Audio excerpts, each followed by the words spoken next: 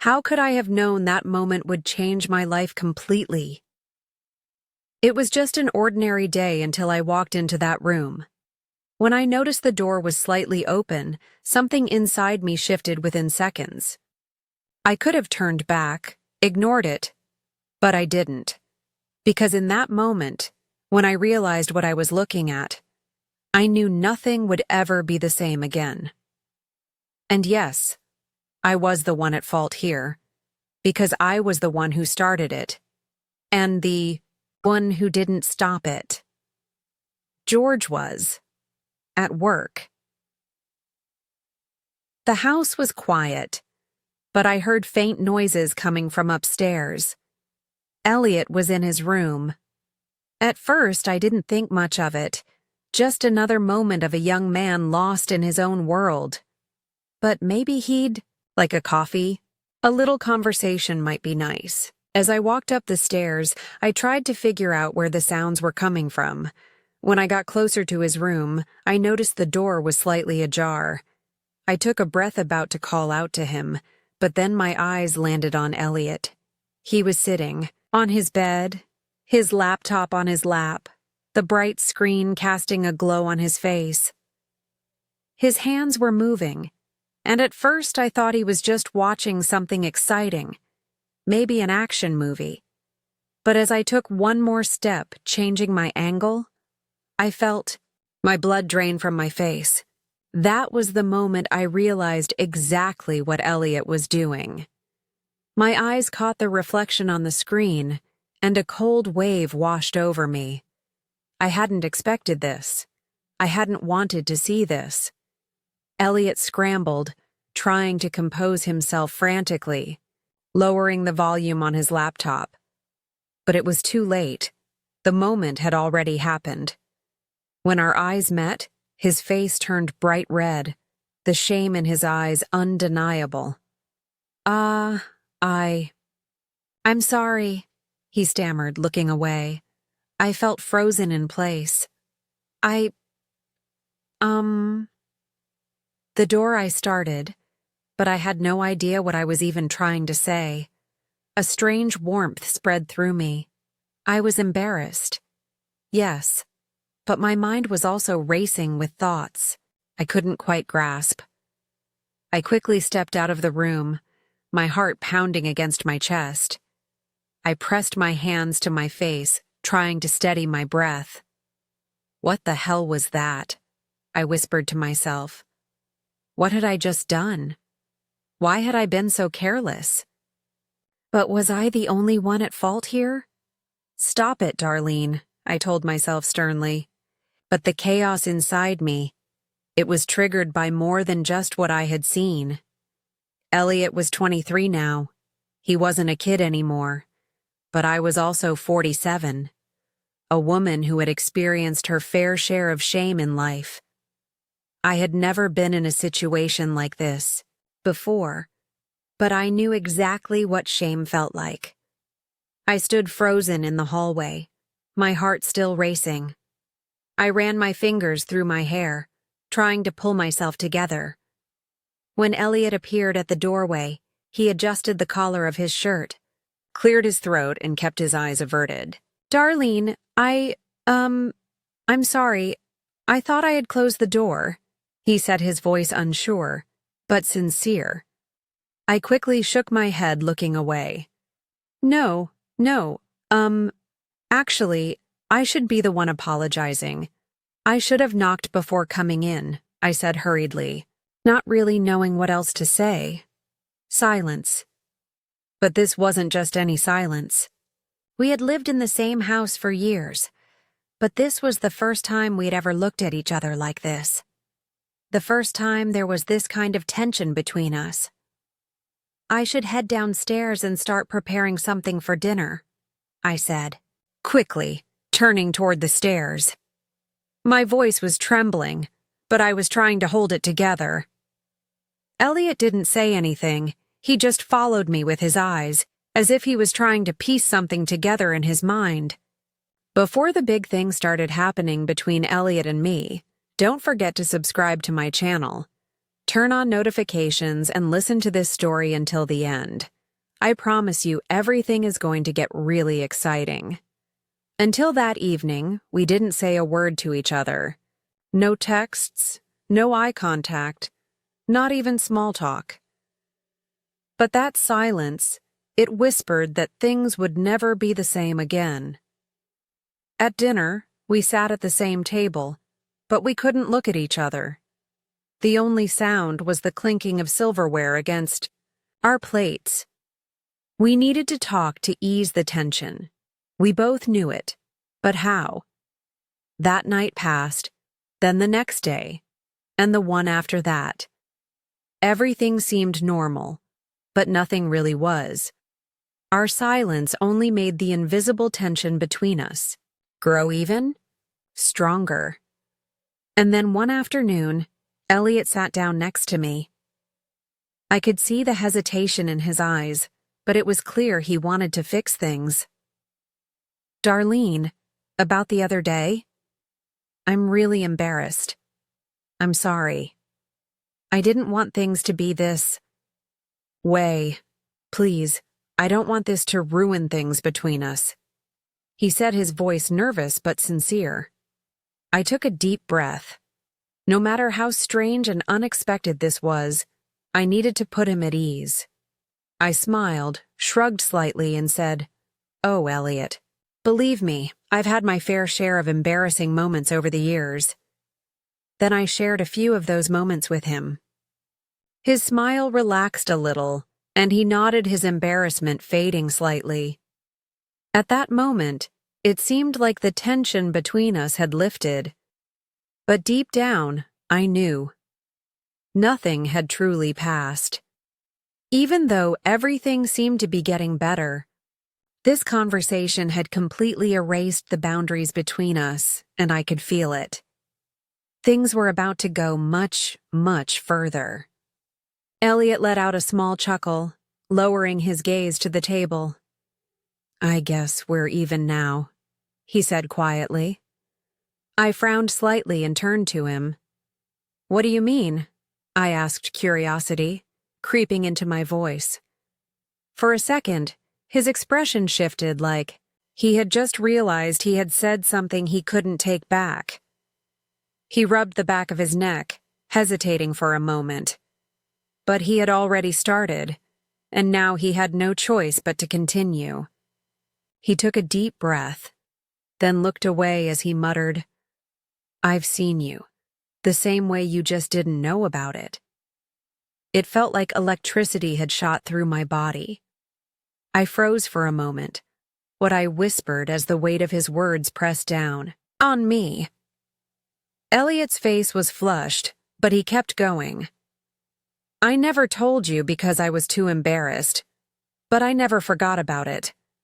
Actually, it was my little secret, something I couldn't get out of my head." My heart was pounding wildly. A strange warmth spread through me, that foreign sensation that told me something had changed. Elliot's words weren't just a confession, they shattered every last boundary between us. I looked at him. He was looking at me, too, and by now we both knew this wasn't just an ordinary conversation. The air in the room had thickened. Everything had shifted. From that day on, everything changed. There had always been a distance between us before, that invisible boundary that kept us apart.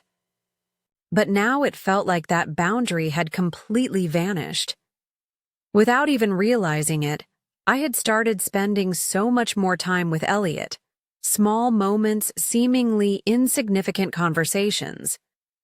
But in reality, each one only fueled the tension between us. Now we even sat and watched movies together. Before, we would always keep our distance. But now, there was an unspoken pull between us, something we both felt but never acknowledged. Sometimes when Elliot rested his arm on the couch, when my hand brushed against his leg, when our laughter intertwined, I felt something strange inside me. But I tried not to think about it. One night I couldn't sleep. I kept tossing and turning in bed, but the restlessness inside me wouldn't let. Maybe there was only one thing on my mind. Elliot, this couldn't go on. I needed to set a boundary. If he had feelings for me, I had to say it outright and put a stop to it. With that thought, I got out of bed. My heart was pounding like crazy, but my feet had already taken me to Elliot's room. His door was slightly open, and the dim light inside faintly illuminated the room. As I stepped inside, I saw him. He was sleeping, but at that moment, my eyes weren't on him. They were fixed on something else, something big. My breath caught, my body froze for a moment. Seeing him like that sent a storm raging inside me. I shouldn't have seen it. I should have turned around immediately. But I didn't. I stood there for a few seconds trying to understand what I was feeling. Then I quickly pulled back. There was something inside me that I couldn't suppress, but I had to ignore it. I returned to my room, lay down, but nothing was the same anymore. That night, I had no idea how much more complicated things would become. No matter what I did, I couldn't resist this growing closeness with Elliot. With each passing day, the boundaries blurred even more, and the pull between us only got stronger. I didn't even realize when things had gone this far, but the one thing I knew was that turning back was becoming impossible. And then Elliot came home like that. He was drunk. The noise from the door, the things he knocked over, the sounds could have woken George. But I knew how hard it was for George to wake up. So I quickly stepped out of my room and went to Elliot. I didn't even have time to properly fix my clothes before I was standing right next to him. Elliot's eyes were slightly unfocused, and a faint smile played on his lips. "Darlene, are you real?" He mumbled, his words slurred from the alcohol, but still sincere. I took a deep breath and grabbed his arm. "Elliot, come on. You can't go upstairs like this. We have to be quiet." But Elliot's eyes were locked onto my face. He smiled softly, his gaze slowly traveling over me. "You know you're really beautiful. Have you always been this way, or did I just never notice?" I froze for a second, but then quickly pulled myself together. "Elliot, that's enough. Come to the kitchen, I'll make you some coffee." I slowly led him to the kitchen. I was trying to sober him up a little, but because of Elliot's gaze and the things he was saying, something inside me was also unraveling.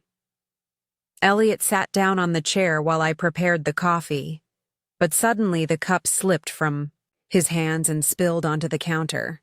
"Ah, Elliot, you need to be more careful," I whispered quickly, trying to clean up the mess. But Elliot just smiled softly. "Were you always this sweet?" I hurriedly cleaned up the kitchen. We couldn't stay here any longer. George was sleeping upstairs, but with Elliot in this state, he couldn't afford to make any more noise. "All right, we're going upstairs, but be quiet," I warned, slipping my arm around his and guiding him toward the stairs. When we got to his room, his movements were even more unsteady. He needed to change his clothes, but he was too out of it to do it on his own.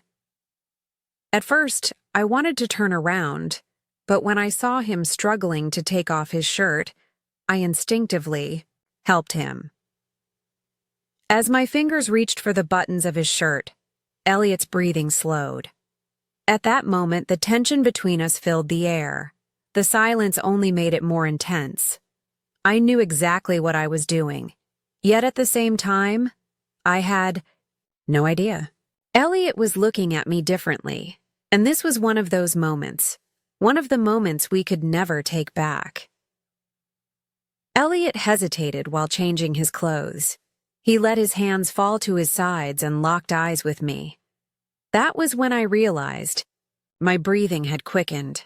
It was so quiet the air in the room felt heavy, making it difficult to even breathe. "I'm not playing this game anymore, Darlene," he said, his voice soft at first but filled with certainty. I stared at him without blinking. My heart was pounding. But what was Elliot trying to say? "Are you?" he added, his voice deepening slightly. "We both caught each other once, and that's it. You don't think about it at all. I know it crosses your mind before you sleep." A shiver ran through me, making me take a small step back, but my feet felt glued to the floor. "Elliot, this isn't right," I said, but my voice trembled. Elliot smiled slightly, but it wasn't an innocent smile. "We passed the point of deciding what's right. A long time ago, Darlene, stop lying to yourself." Then he took a step forward, and another. He was so close now that I could feel his breath against my skin. He reached up his fingers, trailing gently over my cheek. I wanted to look away, but I couldn't, because deep down I knew he was right. And then Elliot's lips met mine. All the silence, all the tension, the answer to everything was hidden in that moment. The thoughts echoing in my mind suddenly quieted, all my doubts fading into whispers, because I hadn't resisted Elliot. And the truth was, I had never wanted to. My hands were trembling, but I didn't pull away. When I saw the determination in Elliot's eyes, I knew there was nothing left to hide. I swallowed, took a deep breath, and slowly slid the straps of my clothing off my shoulders. "You're right, Elliot," I whispered, my voice barely above a breath. "Let's not play this game any longer." Closing the distance between us completely, I lay back on the bed. My heart was pounding in my chest, but turning back was no longer an option. Elliot slowly leaned over me. He looked into my eyes for a moment, then smiled. "Don't be afraid," he said, his voice warm and reassuring. "Everything is right." I looked away, a shiver running through me. Even if I couldn't admit it to myself, I knew how long I had been waiting for this moment. But still, I couldn't stop the words from slipping out of my mouth. "Elliot." "I'm a little scared," I said, my breathing uneven, "because of a few big things." "Elliot?" "I'm a little scared," I said, my breathing uneven, "because of a few big things." Elliot smiled and ignored what I said as if he liked it. Maybe it was because he was drunk. Elliot leaned quietly to my ear and said, "George mustn't wake up," knew what he meant, that there had to be silence. I don't know how. I felt something huge inside me, and I had to stop myself from making a loud noise. Elliot looked at me and said something like, "I know, Darlene. Everything is great, and so are you." What did he know? I think he guessed. And he understood me. I couldn't help myself, and I closed my eyes. I was holding the sheets tightly with my hands, and my body trembled and spasmed. I covered my mouth with my hands so I wouldn't make a sound. Elliot was so drunk that he didn't care about anything. In fact, even this was affecting me a lot. The excitement of the event combined with everything else, and the irresistible feeling of something big. Elliot was drunk, tired, and out of breath. I said, "Elliot, you're red, and we have to hurry." Elliot said, "Okay." He said, "Okay," but he kept going the same way, and more and more and more. I had another contraction, and I didn't care about anything anymore. I wasn't even myself anymore. I closed my eyes and I said, "Whatever you want, Elliot. Whatever you want." Elliot must have liked it because he let himself go. He let go completely, and that was too much. The heat inside me was too much. I quickly laid Elliot down in his bed and covered him up. Then I locked his bedroom door.